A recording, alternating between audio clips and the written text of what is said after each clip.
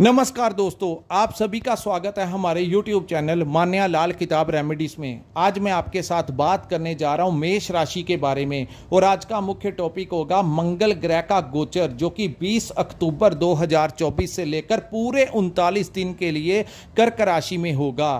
दोस्तों, ये जो वीडियो है वो आपके लिए बहुत इंपॉर्टेंट होने वाला है, क्योंकि आज मैं आपको उस ग्रह के बारे में जानकारी देने जा रहा हूं जो कि मेष राशि के स्वामी हैं। यानी कि जो भी ग्रह हमारी राशि का स्वामी होता है, उसके जो जब वो ट्रांजिट करता है, किसी भाव में जाता है, तो उसके जो परिणाम होते हैं सबसे ज़्यादा देखने को मिलते हैं। दोस्तों, ये जो सामने मैंने आपके कुंडली बनाई है, ये आपकी चंद्र राशि के अनुसार मेष राशि की कुंडली है। और अगर आपका लगन भी मेष है तो ये वीडियो आपके लिए बहुत ज़्यादा इंपॉर्टेंट होने वाला है। दोस्तों, मंगल जो है, इनकी दो राशियां होती हैं, एक मेष होती है और दूसरी वृश्चिक राशि होती है। और मेष राशि के जो जातक होते हैं, ये बड़ी एनर्जी वाले जातक होते हैं और अपनी काम को बड़ा प्राथमिकता देते हैं और निडरता के साथ अपने कार्यों के ऊपर टिके रहते हैं, क्योंकि इनके ऊपर सबसे ज़्यादा प्रभाव जो होता है वो मंगल ग्रह का होता है। जिनकी जन्म कुंडली में मंगल जैसा ग्रह उच्च के होते हैं, ऐसे जातक जो होते हैं, इनको हमेशा अपने भाइयों का समर्थन मिलता है। दूसरा, ऐसे लोग अपने हर कार्य को लेकर बड़े साहस और पराक्रम के साथ अपनी लाइफ में आगे बढ़ते हैं। उदाहरण के लिए आपने देखा होगा, जो बड़े कमांडोस होते हैं, बड़े डिफेंस आर्मी के ऑफिसर्स, पुलिस के ऑफिसर्स, जो स्पोर्ट्समैन होते हैं, तो इनका फिजिकली स्ट्रक्चर ऐसा होता है और इनका जो एटीट्यूड होता है, अपने जैसे भी इन्वायरमेंट हो, ये अपने हर कार्य को बड़ी निडरता के साथ और बड़ी बहादुरी के साथ मैनेज करते हैं, क्योंकि इनके ऊपर जो ग्रहों का सेनापति मंगल है, उसका सबसे ज़्यादा प्रभाव इन लोगों के ऊपर होता है। और इसी के विपरीत अगर कहीं मंगल किसी का कमज़ोर हो तो उन लोगों को, अपने भाइयों का तो समर्थन भी नहीं मिलता। दूसरा, वो लोग अन्य ग्रहों की बदौलत उनके पास धन हो सकता है, गाड़ी हो सकती है, पैसा हो सकता है, लेकिन वो अपने कार्यों को साहस और पराक्रम के साथ नहीं आगे बढ़ते। यानी कि वो बड़े डीली नेचर के होते हैं और धीरे धीरे अपने कार्य करते हैं। आपके आसपास परिवार समाज में आपने कई ऐसे लोग देखे होंगे, कुछ लोग एक्टिवली अपने हर कार्य को, किसी भी कार्य को वो पेंडिंग नहीं रखते, और कुछ लोगों की नेचर होती है, अगर उनको कोई काम कह दिया जाए तो वो लटकाते ही रहते हैं कि कल करेंगे, परसों करेंगे। कहीं ना कहीं उनका मंगल जो है वो पीड़ित नीच के होते हैं। इसी कारण वो ऐसी प्रॉब्लम्स जो है उनकी लाइफ में उनको टैकल करनी पड़ती हैं। सो आइए जानते हैं कि दोस्तों, मेष राशि में इस समय जो मंगल हैं वो आपके 4th हाउस में गोचर करेंगे, यानी कि वो कर्क राशि में रहेंगे। कर्क राशि जो होती है वो जल तत्व की राशि होती है और मंगल जो है वो ऊर्जा के कारक हैं। इनको उग्र ग्रह की संख्या में कहा गया है। सो ऐसा ग्रह जब जल तत्व की राशि में प्रवेश करते हैं तो वहां पर वो असंतुलित, अपने आप को अनकंफर्टेबल महसूस करते हैं, जिसके कारण ज्योतिष शास्त्र में कहा गया है कि मंगल जब भी कर्क में जाते हैं तो वहां पर अपना प्रभाव जो है वो नीच का देते हैं। तो आइए जानते हैं कि आपके ऊपर ये 39 दिन कैसा प्रभाव देंगे और किन चीजों को लेकर आपने अपनी लाइफ में सतर्क रहना। दोस्तों, ज्योतिष शास्त्र एक ऐसा ज्ञान है जिसके सहारे हम अगर इन चीजों को, आपको जो ये वीडियो बनाते हैं उसका मकसद ये होता है कि आपको हम अच्छा सा गाइडेंस दे सकें कि ये टाइम आपके लिए कैसा रहेगा। और अगर हम आपको कुछ चीज़ें बताएं, उसका मतलब ये नहीं होता कि हम आपको भयभीत करते हैं। उसका मतलब ये होता है कि हम आपको अवेयर करते हैं कि इन भावों से लेकर ये परिणाम आपकी लाइफ में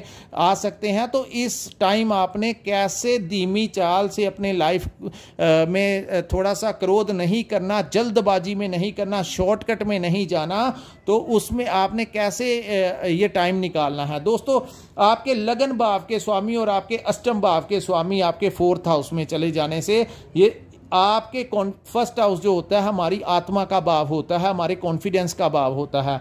तो कहीं ना कहीं कॉन्फिडेंस में इस समय कमी रह सकती है। परिस्थितियों को कैसे मैनेज करना है, आप अपने आप को असक्षम सा महसूस करेंगे और कॉन्फिडेंस में कमी सी रहेगी। दूसरी बात दोस्तों, अष्टम भाव जो होता है पैतृक संपत्ति का भाव होता है, तो पैतृक पेरेंटल प्रॉपर्टी में कोई विवाद इस समय आपका क्रिएट हो सकता है। आपके अपने भाइयों से रिलेशन खराब इस समय हो सकते हैं। सो थोड़ा सा ध्यान रखिए, ये ऊर्जा का कारक है और आते ही अपना प्रभाव देता है। दूसरी बात, ये गुप्त रहस्यों का भाव है, गुप्त धन का भाव है। तो कोई भी कार्य जो गुप्त धन, क्योंकि इसके कारक नीच भाव में चले जाने से कोई भी शॉर्टकट का तरीका नहीं अपनाना जिंदगी में इस समय 39 दिन। पैसे को लेकर अगर आपको कोई लालच दे कि आप 100 रुपया लगाओ आपको 200 मिल जाएंगे, तो कोई शॉर्टकट वे में पैसा नहीं लगाना, अन्यथा आर्थिक नुकसान इस समय आपका हो सकता है। तीसरा, इस भाव को हमारी हेल्थ का भी भाव कहा जाता है। तो अपनी हेल्थ को लेकर थोड़ा सा अवेयर रहिए, अपनी डाइट का ध्यान रखिए और कुछ ना कुछ फिजिकली एक्टिविटी करते रहिए, ताकि या सैर कर लीजिए या चाहे जिम ज्वाइन कर लीजिए, योगा कर लीजिए, लेकिन आपको अपनी सेहत का प्रॉपर ध्यान रखना होगा। एक वो ऊर्जा जो कि मेष राशि में हमेशा बनी रहती है, उसमें कहीं ना कहीं एक कमी सी महसूस होगी, चाहे आप अपने वर्क प्लेस पे हो, चाहे अपने व्यापार में हो, परिवार में हो, समाज में हो, चाहे आप जहां पर नौकरी करते हैं वहां पर हो। ये कुछ ना कुछ एक हर कार्य को पेंडिंग करने की जो कि आपकी आदत नहीं है, लेकिन बॉडी वैसा हेल्थ जो है वो आपका उतना एक्टिव नहीं रहेगा। सो ऊर्जा की कमी रहने से आप अपने कार्यों को पेंडिंग डालेंगे, वो नहीं करना आपने। हमारा काम है कि अपने कर्मों को करके ग्रहों के दुष्प्रभाव को कम करना। ये आपको यहाँ पर आलस देंगे और आपने आलस में नहीं जाना, अपने कामों को टाइमली आपने करना है, पेंडिंग नहीं छोड़ना कुछ भी, तभी आप इसके प्रभाव से थोड़ा बच पाएंगे। दूसरा दोस्तों, मंगल का ये जो गोचर है वो आपके 4th हाउस में हुआ है, यानी कि चतुर्थ भाव में। तो इस भाव को माता का भी भाव कहा जाता है। तो माता की सेहत को लेकर कोई समस्या खड़ी हो सकती है, उनके हेल्थ ट्रीटमेंट के ऊपर, उनके ऊपर आप कोई बड़ा खर्चा जो है उनकी मेडिसिन के ऊपर, उनके ट्रीटमेंट के ऊपर करवा सकते हैं, उनसे विवाद भी हो सकता है। सो थोड़ा सा उनके प्रति अवेयर रहने की जरूरत है। दूसरा, यहां पर इस भाव को प्रॉपर्टी का भी भाव कहा जाता है। सो प्रॉपर्टी को लेकर कोई विवाद खड़ा हो सकता है। ऐसा कोई कार्य ना करना कि आपको कोई सस्ते दाम की प्रॉपर्टी कोई महंगे दाम में बेच जाए, सो आपको वहां पर लॉस हो जाए, ऐसा काम मत करना। इस समय वो प्रॉपर्टी का काम करना, बेचना या खरीदना आपके फेवर में नहीं रहेगा, बाद में आपको पछताना होगा। या अगर आपने बेचनी भी है तो इस समय थोड़ा सा रुक जाइए, अन्यथा आपको उचित दाम जो है वो नहीं मिलेगा। सो बाद में आपको महसूस होगा कि हमारी प्रॉपर्टी जो थी वो तो बहुत ज़्यादा कॉस्टली थी, इसने तो हमको पैसा ही बहुत कम दिया है। तो ऐसी संभावनाएं आपके साथ बन सकती हैं। तीसरा, इस भाव को वाहन का भी भाव कहा जाता है। तो वाहन चलाते हुए थोड़ा सावधानी यूज कीजिए, तेज वाहन नहीं चलाना, घटना होने की कुछ ना कुछ प्रॉब्लम क्रिएट कर सकता है। बड़ी जरूरत है तो किसी के साथ आप चले जा सकते हैं, या और भी ज्यादा इमरजेंसी है तो ड्राइव करनी भी होगी तो बड़ी केयरफुली करना। वहीं जो लोग ट्रांसपोर्टेशन का काम करते हैं उन लोगों को भी वाहन चलाते हुए थोड़ा सा सतर्क रहने की जरूरत है। दूसरी दोस्तों, मंगल की एक दृष्टि जो है वो आपके 7th हाउस के ऊपर पड़ेगी, जहां पर सूर्यदेव नीच के ऑलरेडी बैठे हैं। 7th हाउस जो है वो आपके पार्टनर का भाव है। तो पार्टनरशिप अगर आप करते हैं तो वहां पर आपका उनके साथ कोई विवाद हो सकता है। इस समय भूलकर भी अपने पार्टनर के कहने के ऊपर कोई बड़ा इन्वेस्टमेंट नहीं करना, अन्यथा आर्थिक नुकसान आपको हो सकता है। दूसरा, इस समय आपका जो लाइफ पार्टनर है, आपका जो मैरिड पार्टनर है, उनके साथ उनकी हेल्थ को लेकर कोई समस्या आ सकती है, उनके साथ कोई विवाद खड़ा हो सकता है। दोस्तों, ये बड़ी तेज ऊर्जा होती है और सूर्य भी यहां पर नीच के होकर बैठे हुए हैं, तो ये कुछ ना कुछ वहां पर आपको ऐसी स्थितियां पैदा करवा सकते हैं। सूर्य जब नीच के हो जाते हैं तो आपके ऊपर कोई कलंक लग सकता है, झूठे केस में आपको कोई इन्वॉल्व करवा सकता है। सो आपको बच के रहना पड़ेगा, चाहे आप अपना व्यापार करते हैं, चाहे नौकरी करते हैं।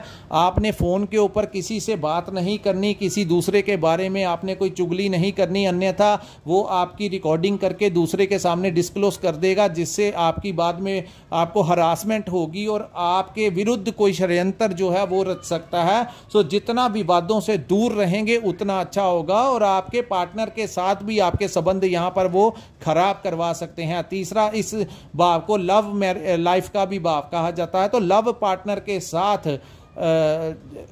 भी आपका कोई तनाव जो है वो हो सकता है। आपका अच्छा भला जो लंबे समय से चल रहा रिलेशन, यहाँ पर छोटी छोटी बातों को लेकर तनाव जो है वो बहुत ज़्यादा बढ़ सकता है और आपको ऐसा लगेगा कि आपका पार्टनर जो है वो आपको सपोर्ट नहीं कर रहा।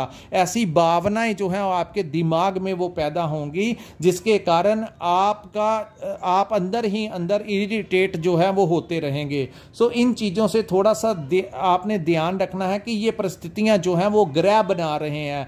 जब तक आपके हाथ में पक्का प्रूफ नहीं है तब तक किसी के ऊपर इल्जाम मत लगाना और शक के बुनियाद के ऊपर किसी के साथ आपने कोई मनमुटाव नहीं करना, बहस नहीं करनी, अन्यथा वो कब राई का पहाड़ बन जाएगी आपको पता भी नहीं लगेगा।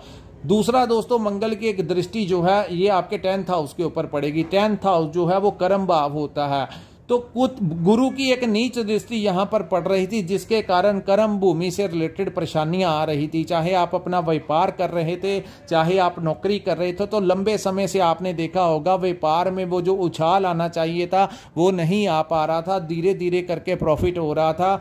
दूसरा, आई चलाई ही आपकी हो रही थी। दूसरी बात, मेष राशि वाले जहां पर नौकरी करते हैं वहां पर भी लंबे समय से वो कार्य कर रहे हैं, लेकिन प्रमोशन ही नहीं हो पा रहा था और ना ही उनकी सैलरी बढ़ रही थी। लेकिन मंगल की ये दृष्टि जो है, गुरु की उस दृष्टि को, क्योंकि गुरु की 9th दृष्टि यहां पर पड़ रही है जो आपको परेशानी दे रही है, लेकिन मंगल की 7th दृष्टि अपने उच्च मकर लगन के ऊपर पड़ने से यहां पर इस समय आप प्रयास कीजिए, आपको प्रमोशन मिल सकता है, आपकी सैलरी जो है वो बढ़ सकती है। मंगल की तीसरी दृष्टि जो है ये बड़ी इंपॉर्टेंट होगी दोस्तों। ये जो 8th दृष्टि है, 8th, वो शनि देव के ऊपर पड़ेगी।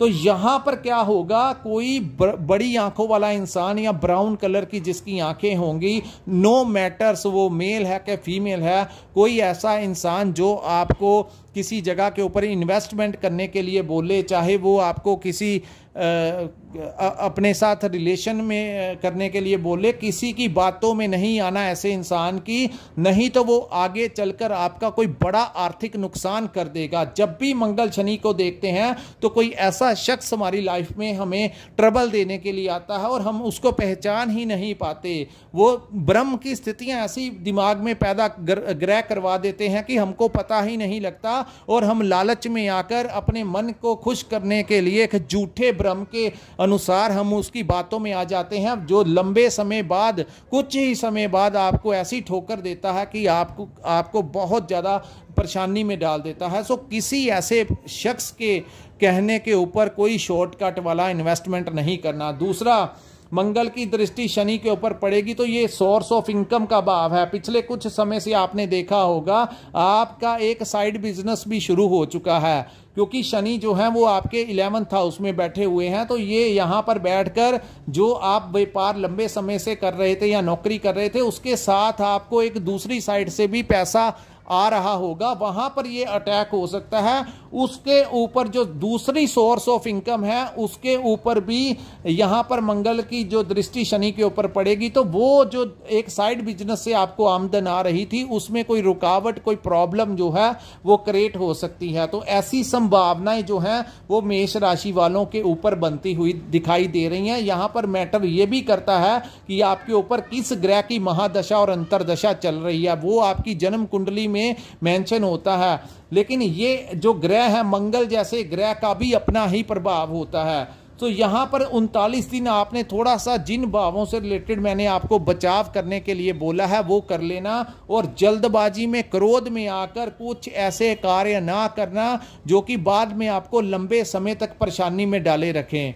तो यहां पर दोस्तों ये था मेष राशि वालों के लिए मंगल के इस गोचर का कैसा प्रभाव रहेगा। अगर आपको हमारा ये विश्लेषण अच्छा लगा हो तो कृपया इस वीडियो को लाइक कीजिए, हमारे चैनल को सब्सक्राइब जरूर कीजिए और नोटिफिकेशन का बटन जो है उसको प्रेस कीजिए, ताकि जब भी हम मेष राशि वालों के लिए कोई अपडेट लेके आए तो सबसे पहले वीडियो जो है वो आप तक पहुंच सके। अगर आप हमारी वीडियो सुनेंगे और ये चीज़ें जो अपने ऊपर इंप्लीमेंट करेंगे तो आप किसी बड़े नुकसान से अपना बचाव कर लेंगे और कुछ फायदे जो हैं वो अपनी लाइफ से, इन ग्रहों से ले लेंगे। सो अगर आपको कुछ फायदा होगा तो हमें भी उसकी खुशी होगी। और जिन्होंने अपनी पूर्ण कुंडली का विश्लेषण करवाना होगा, जो जानना चाहते हैं अपने भविष्य के लिए, अपनी आने वाले कल के लिए, प्रेजेंट के लिए, तो वो लोग जिनके पास अपनी डेट ऑफ बर्थ और टाइमिंग है वो हमारे साथ संपर्क कर सकते हैं। हमारा नंबर जो है वो स्क्रीन के ऊपर जो दिया है वहां पर आप हमें व्हाट्सएप के ऊपर मैसेज कर सकते हैं या सीधा कांटेक्ट करके अपना मार्गदर्शन जो है वो ले सकते हैं। इसी के साथ इस वीडियो को मैं विराम लगाता हूं। नमस्कार, जय माता दी।